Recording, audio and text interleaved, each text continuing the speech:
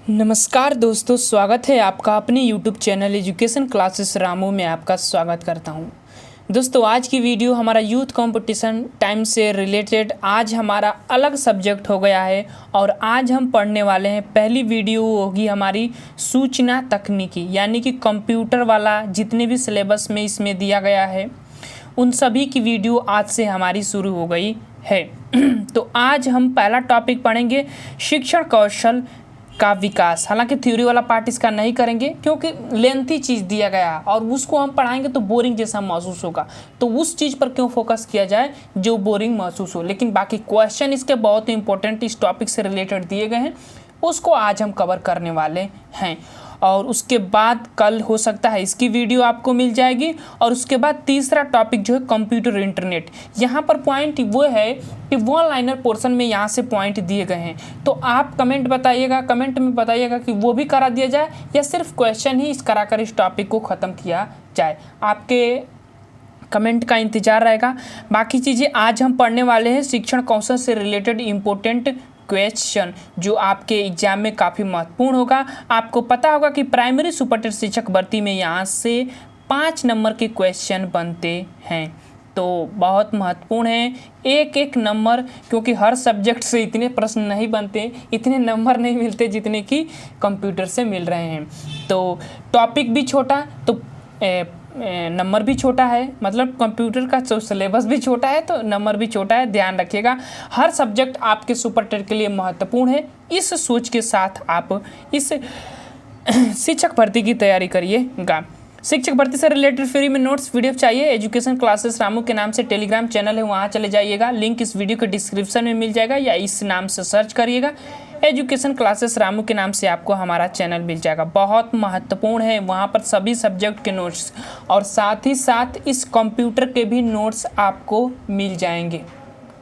तो टेलीग्राम से जुड़ना मत भूलिएगा, बहुत महत्वपूर्ण है।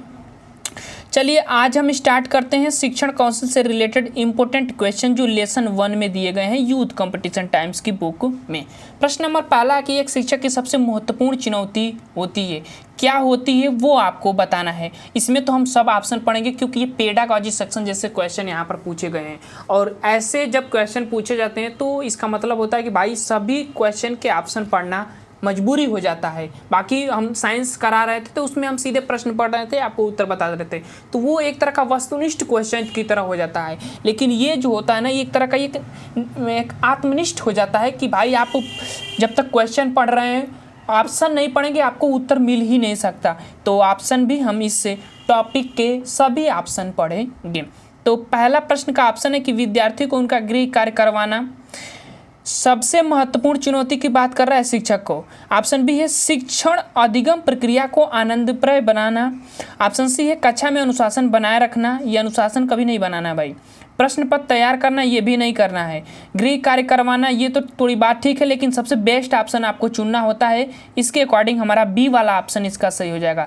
शिक्षण अधिगम प्रक्रिया को आनंदप्रद बनाना, ये सबसे बड़ी महत्वपूर्ण चुनौती एक शिक्षक की होती है और बहुत महत्वपूर्ण होती है कक्षा में जब शिक्षक पढ़ाता है, तो तभी तो बच्चे रुचि लेंगे। बी वाला ऑप्शन उसका सही हो जाएगा।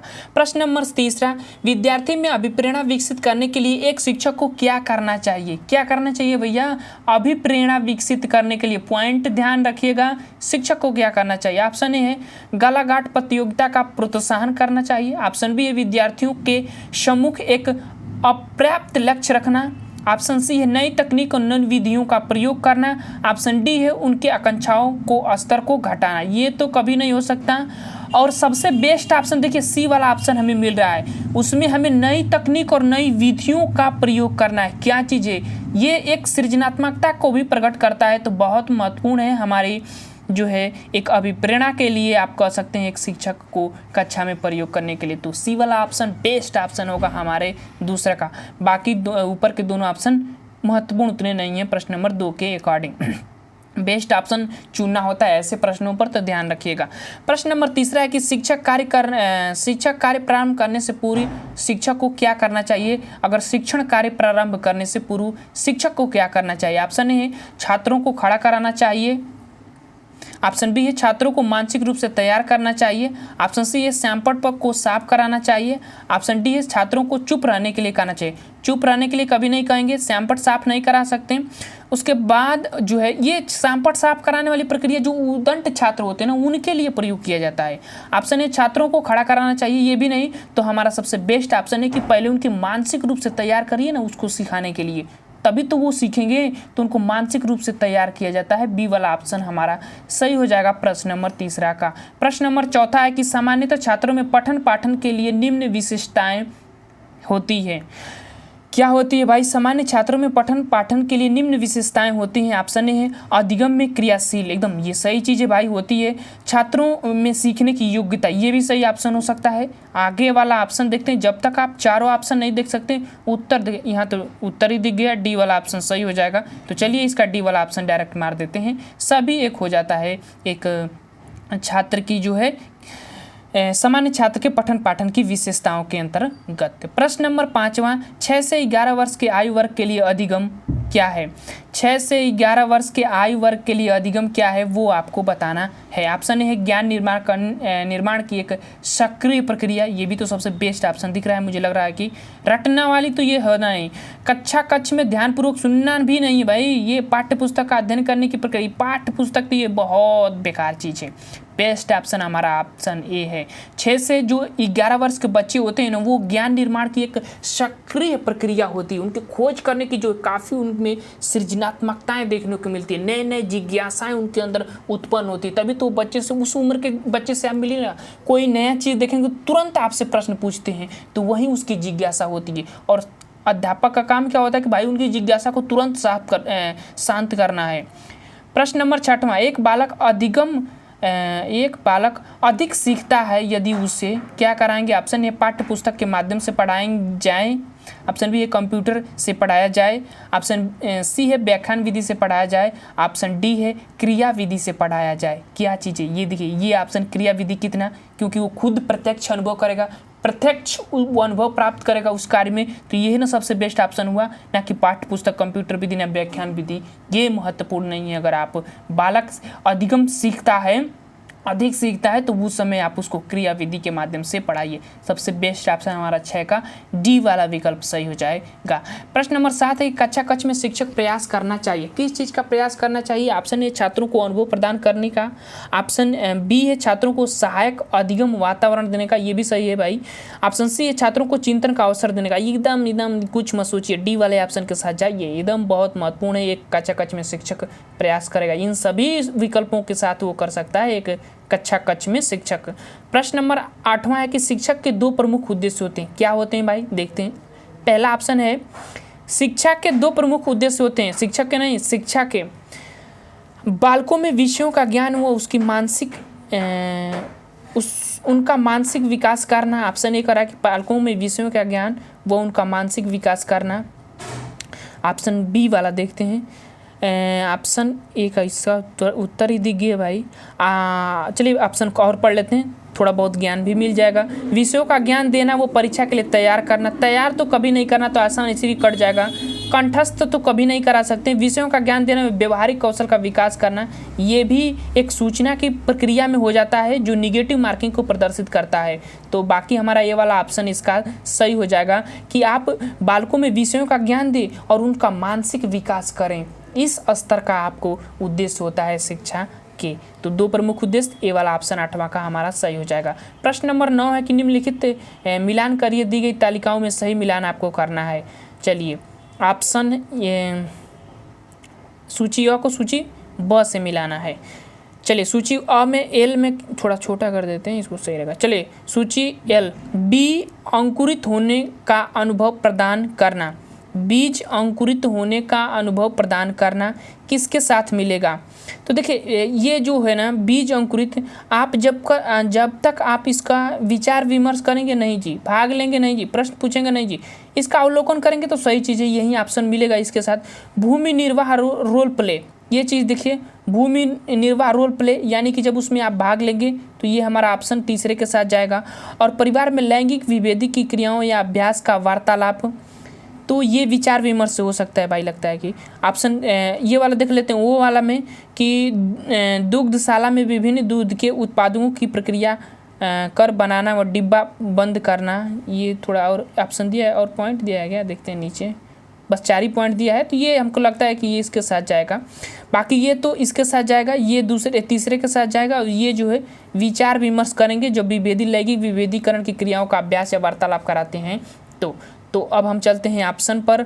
ऑप्शन ये है आपके सामने प्रश्न नंबर 9 का विकल्प कौन सा मिल रहा है। पहले हम क्या मिलाए थे, पहला का हमने मिलाए थे पहले के साथ, पहला का पहले के साथ किस ऑप्शन में मिल रहा है, ये ए वाला ऑप्शन में मिल रहा है। देखिए एल का एल के साथ मिल रहा है, एम का तीसरे के साथ, एम का तीसरे के साथ, देखिए एम का भूमि निर्वाह भाग लेना तीसरे के साथ, और एन का जो है चौथे के साथ विचार विमर्श। एकदम सही ऑप्शन हमारा ए वाला सही हो जाएगा, उत्तर भी यही दिया होगा। देखिए अब देखिए प्रश्न नंबर 10, निम्नलिखित रिक्त स्थान के सही उत्तर का चयन करिए। ब्लूम डोमेन्स ऑफ लर्निंग, ये ब्लूम की है टेक्सोनॉमी में 3 आते हैं, एक संज्ञानात्मक, मनोभावक और एक भावनात्मक आता है। तो यही पूछा है इस विकल्प में क्या होना चाहिए, तो हमारा भावनात्मक होना चाहिए, मिल जाएगा सी वाला विकल्प इसका सही हो जाएगा प्रश्न नंबर 10 का। देखिए सी वाला उत्तर दिया है।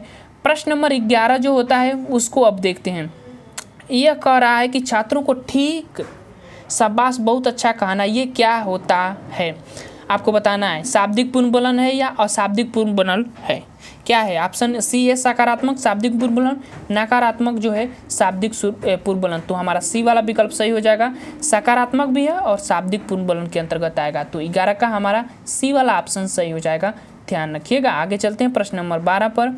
प्रश्न नंबर 12 कह रहा है कि शिक्षार्थी तब तक नहीं सीख सकते जब तक, ऑप्शन सारे पढ़ने पड़ेंगे तभी उत्तर मिलेगा, उन्हें शिक्षा के सामाजिक उद्देश्यों की आवश्यकताओं के अनुरूप न पढ़ाया जाए। ऑप्शन बी है उन्हें यह पता न हो कि जो तथ्य उन्हें पढ़ाया गया है निकट भविष्य में उसका परीक्षण किया जाएगा। ऑप्शन सी है वे सीखने के लिए तैयार न हो, और ऑप्शन डी है दैनिक आधार पर घर में अपने माता पिता विद्यालय में उनके सीखने के बारे में नहीं पूछेंगे। अब देखिए शिक्षार्थी तब तक नहीं सीख सकते जब तक वे सीखने के लिए तैयार न हो, यही ऑप्शन इसके अकॉर्डिंग मिल भी रहा है, तो सी वाला ऑप्शन हमारा सही हो जाएगा। बाकी और थोड़े बहुत हो सकते हैं लेकिन प्रश्न के अकॉर्डिंग हमें सी वाला ऑप्शन मिल रहा है, तो इसके अकॉर्डिंग हमारा सी वाला ऑप्शन इसका सही हो जाएगा। प्रश्न नंबर 13 है कि शिवानी द्वारा पूछे गए एक प्रश्न का उत्तर शिक्षक तत्काल नहीं दे सकता, तो शिक्षक की प्रक्रिया क्या होनी चाहिए। ऑप्शन ए है शिक्षक द्वारा शिवानी को चुप करा देना चाहिए, ये तो आप करा ही नहीं सकते।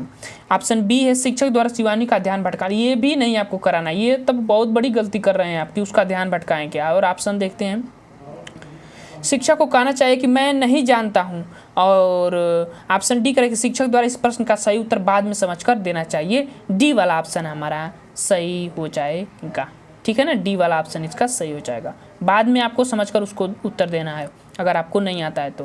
प्रश्न नंबर 14, निम्न में से कौन सी घटना नकारात्मक पुनर्बलन का उदाहरण है। नकारात्मक पुनर्बलन का उदाहरण है ये पूछा गया है, कौन सी घटना जो है इसमें नकारात्मक पुनर्बलन का, तो दर्दनाक उद्दीपक को दूर करना, ये जो है नकारात्मक पुनर्बलन के सबसे ज़्यादा, हालांकि दंड भी आएगा, पुरस्कार को रोक देना ये भी आ सकता है, अत्यधिक पुरस्कार देना भी आ सकता है, लेकिन सी वाला ऑप्शन जो इसका सही हो जाएगा। जो दर्दनाक उद्दीपक होते हैं वो नकारात्मक पुनर्बलन को प्रदर्शित करते हैं, इस तरह से हमारा सी वाला ऑप्शन जो है 14 का सी वाला ऑप्शन हमारा सही हो जाएगा। देखते हैं उत्तर में क्या दिया गया है,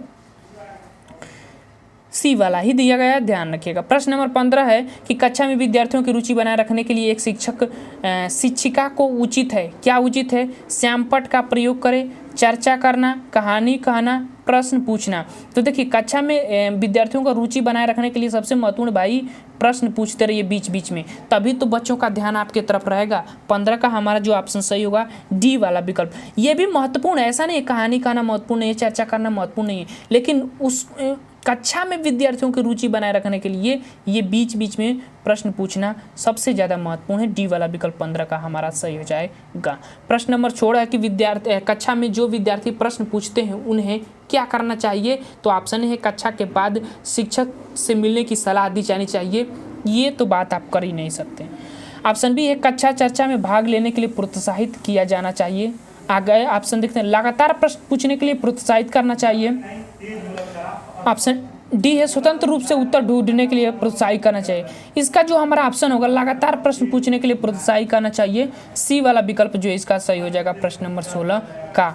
आगे चलते हैं प्रश्न नंबर 17 पर, और 17 प्रश्न कर रहा है कि एक विद्यार्थी कक्षा में भाग लेने के लिए संकोच करता है, संकोच कर रहा है कि भाग लूँ कि नहीं लूँ, तो आप क्या करेंगे उस समय? ऑप्शन है उससे प्रश्न नहीं पूछेंगे।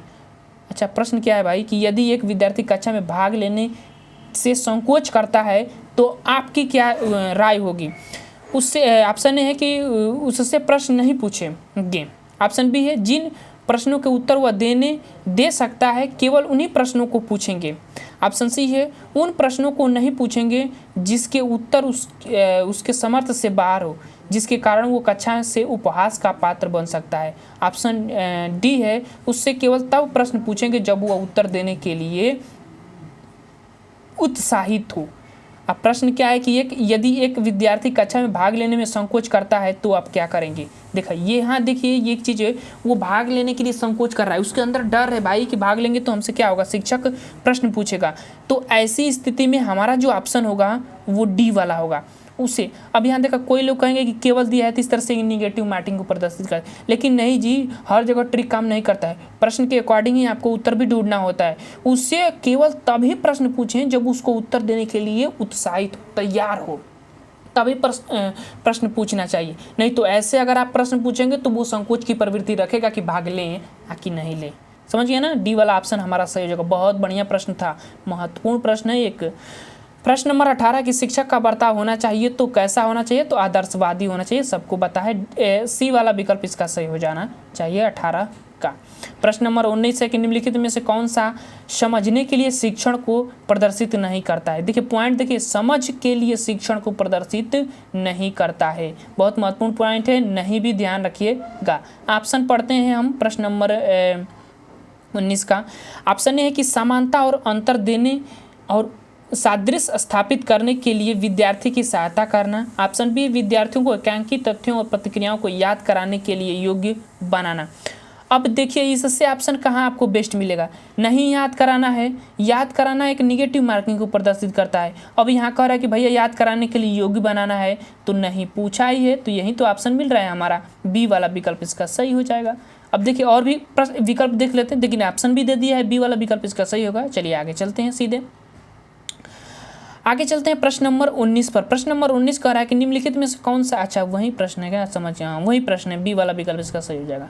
आगे चलते हैं प्रश्न नंबर 20 पर। प्रश्न नंबर 20 कह रहा है कि निचली कक्षा में शिक्षण की खेल पद्धति मूल रूप से आधारित होती है, किस पर आधारित होती है? ऑप्शन है शिक्षण पद्धति के सिद्धांतों पर, ऑप्शन बी है विकास में वृद्धि के मनोवैज्ञानिक सिद्धांतों पर, और ऑप्शन सी है शिक्षण के समाजशास्त्रीय सिद्धांतों पर, ऑप्शन डी है शारीरिक शिक्षा कार्यक्रमों के सिद्धांतों पर।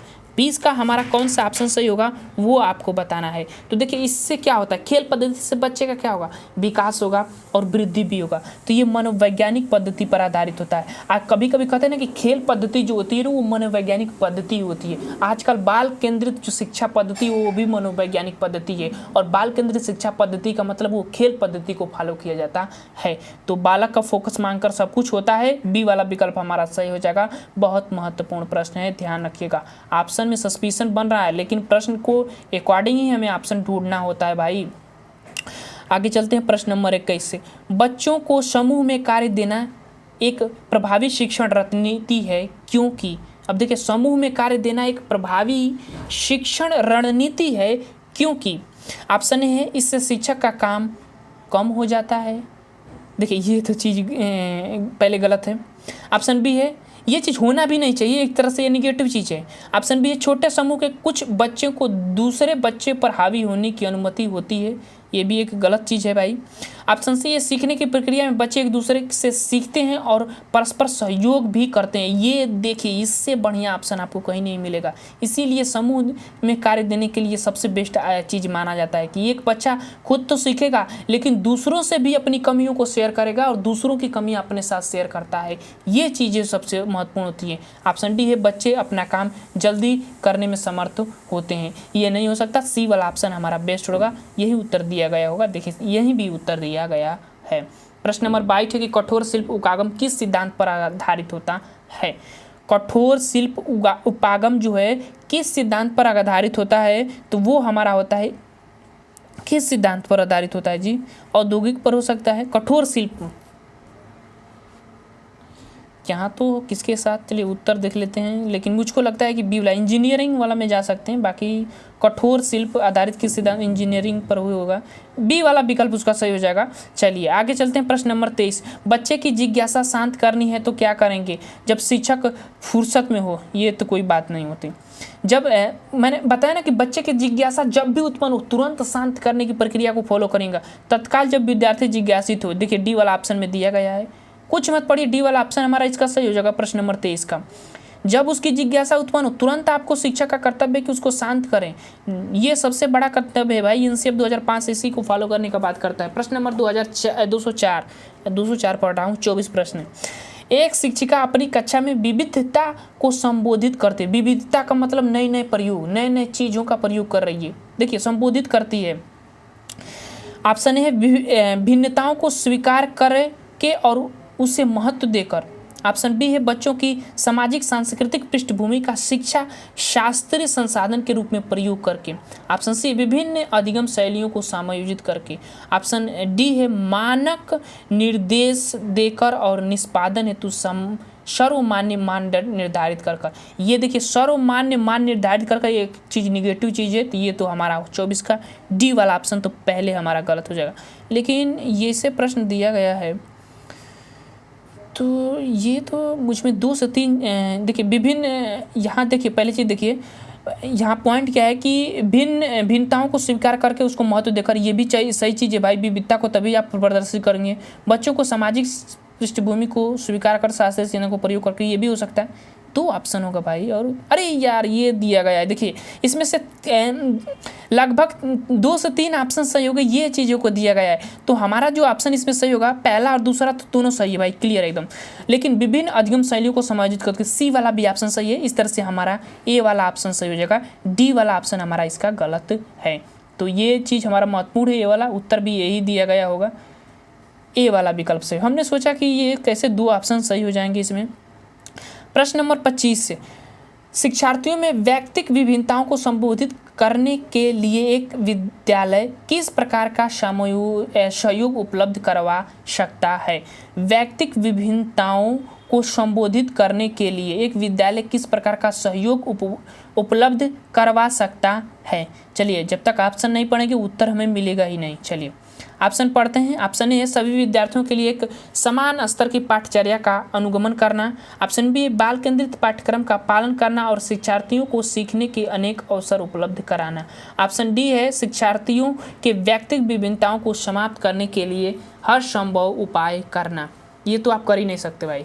और ऑप्शन डी है धीमी गति से सीखने वाले विद्यार्थियों को विशेष विद्यालय में भेजना। ये भी गलत चीज़ है भाई, इसको सामयिक में भेजा जाता है, विशेष विद्यालय में आप नहीं भेज सकते, तो ये गलत चीज़ है, ये भी आपका गलत चीज़ है।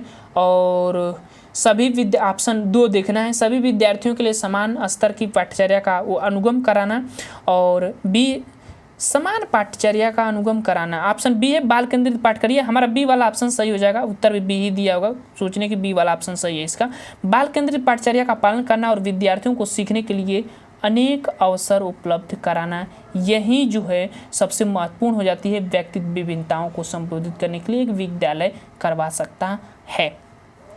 प्रश्न थोड़े बड़े बड़े हैं, डिस्प्ले में आ नहीं रहे हैं। प्रश्न नंबर 26 देख लेते हैं। अनुसंधान में पता लगा है कि विद्यार्थियों में अनेक स्तरों पर विभेदीकरण पाया जाता है। ये भी बात सच है भाई। उच्च प्राथमिक स्तर पर इनमें से कौन सा विभेदीकरण का एक उदाहरण नहीं है। पॉइंट ध्यान रखिएगा, नहीं है। ऑप्शन ए है बहुत से अध्यापक पढ़ाने के लिए केवल व्याख्यान विधि का प्रयोग करते हैं। 26 का ए वाला ऑप्शन कह रहा है। ये तो एक निगेटिव का नहीं हो सकता है, यही ऑप्शन हमें सही भी हो सकता है, लेकिन और भी ऑप्शन देखते हैं। मध्याह्न भोजन के द्वारा दलित बच्चों को अलग बैठाया जाता है, ये भी तो निगेटिव को ही प्रदर्शित कर रहा है। लेकिन प्रश्न क्या कहा है, उच्च प्राथमिक स्तर पर इनमें से कौन सा विभेदीकरण का एक उदाहरण नहीं है।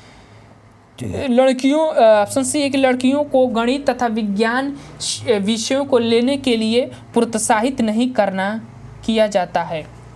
देखिए इसका जो ऑप्शन हमारा सही होगा ए वाला होगा। उच्च प्राथमिक स्तर की बात करें तो बहुत से अध्यापक पढ़ाने के लिए केवल व्याख्यान विधि का प्रयोग करते हैं, ये वाला ऑप्शन जो है नहीं के अंतर्गत आएगा, सही हो जाएगा, ध्यान रखिएगा। प्रश्न नंबर 27 है कि आप अनपढ़ माता पिता के बच्चे को अंग्रेजी सिखाना चाहते हैं, कैसा मेथड उपयोग करेंगे। अनपढ़ माता पिता के बच्चे हैं, ऑप्शन ए है आप बच्चे से अंग्रेजी में बात करेंगे, ये तो हो ही नहीं सकता क्योंकि उनको अंग्रेजी आती नहीं तो समझ में कैसे आएगा अंग्रेजी में। अब हम लोगों से ही अंग्रेजी से कोई बात करेगा तो हम लोगों को उतना नहीं समझ में आएगा, तो बच्चों को कैसे समझ में आएगा। ऑप्शन बी है आप बच्चे को अंग्रेजी में बोलने के लिए बाध्य करेंगे, बाध्य तो आपको जीवन में कभी करना ही नहीं है, ये एक निगेटिव मार्किंग है। ऑप्शन 27 का सी है कि आप बच्चे को मातृभाषा में बोलने से रोकेंगे, ये भी नहीं करना है भाई, सभी भाषाओं को महत्व देना है साम्यवादी शिक्षा में, ध्यान रखिएगा। तो डी वाला ही ऑप्शन हमें मिलेगा, आपको उससे मातृभाषा की सहायता से अंग्रेजी सिखाना है, प्रयास करना है, डी वाला ऑप्शन इसका सही हो जाएगा। प्रश्न नंबर 28 है कि एक प्रभावी शिक्षक के लिए आवश्यक है कि ऑप्शन ए है वह उच्च जाति से संबोधित हो, ये कोई नहीं भाई, उच्च जाति से, ये तो एक हमारे अनुच्छेद 15 का उल्लंघन कर रहा है सीधी। ऑप्शन बी है उसका उच्च सामाजिक आर्थिक स्तर हो, ये भी नहीं देखा जाता। साम्यवादी शिक्षा में सभी एक समान बच्चे होते हैं, वह संप्रेषण में निपुण हो, वह कठोर हो, संप्रेषण में निपुण होना चाहिए एक प्रभावी शिक्षक का, ऑप्शन हमारा सी वाला सही हो जाएगा प्रश्न नंबर 28 का। प्रश्न नंबर 29 है कि बाल केंद्रित शिक्षा के अंतर्गत क्या सम्मिलित नहीं है, क्या सम्मिलित नहीं है। तो ऑप्शन है गृह कार्य प्रदान करना, ऑप्शन बी है बालकों को प्रश्न पूछने के लिए प्रेरित करना, ये तो सही बात है भाई, बालकों के अनुभवों को प्राथमिक प्रदान करना, उनके अनुभवों को प्राथमिकता प्रदान करेंगे, ये भी ऑप्शन हमारा सही है। बालकों को सृजनात्मकता को बढ़ावा देना, तो गृह कार्य प्रदान करना, ये जो है बाल केंद्रित शिक्षा के अंतर्गत नहीं आता है। ये प्रश्न ध्यान रखिएगा, ये वाला विकल्प हमारा सही हो जाएगा, बहुत महत्वपूर्ण प्रश्न है 29 का। प्रश्न नंबर 30, बच्चे अपनी समझ से विश्व की परिकल्पना करते हैं, ये कथन किसका है। बहुत महत्वपूर्ण प्रश्न, किसका है, बच्चे अपनी समझ से विश्व की परिकल्पनाओं करते हैं, वो पियाजे महोदय जी ने ये बात कही थी, सी वाला विकल्प हमारा 30 का सही हो जाएगा, ध्यान रखिएगा, बहुत महत्वपूर्ण है। प्रश्न नंबर 31, नर्सरी कक्षा में शुरुआत करने के लिए कौन सी विषय वस्तु सबसे अच्छी होती है। नर्सरी कक्षा को जब आप पढ़ाते हैं तो सबसे महत्वपूर्ण कौन सी विषय वस्तु होती है, तो वो होता है मेरा परिवार, ये ए वाला विकल्प जो है सही हो जाएगा। और ये चैप्टर भी दिया गया होता है नर्सरी में, आप देखे होंगे, ये वाला विकल्प इसका सही हो जाएगा प्रश्न नंबर 31 का ए वाला विकल्प। और संप्रेषण के घटक हैं तो ये सभी संप्रेषण के घटक के अंतर्गत आते हैं। कैसा लगा ये वीडियो आपको ज़रूर बताइएगा कमेंट बॉक्स में, पढ़ाने का तरीका आपको बताना है कि सही लगता है, वरना मैं चेंज भी कर सकता हूँ आपके कमेंट के अकॉर्डिंग। तो चलिए आज के लिए बस इतना ही, वीडियो पसंद आए तो लाइक शेयर सब्सक्राइब जरूर कर दीजिएगा। Thank you for watching this video.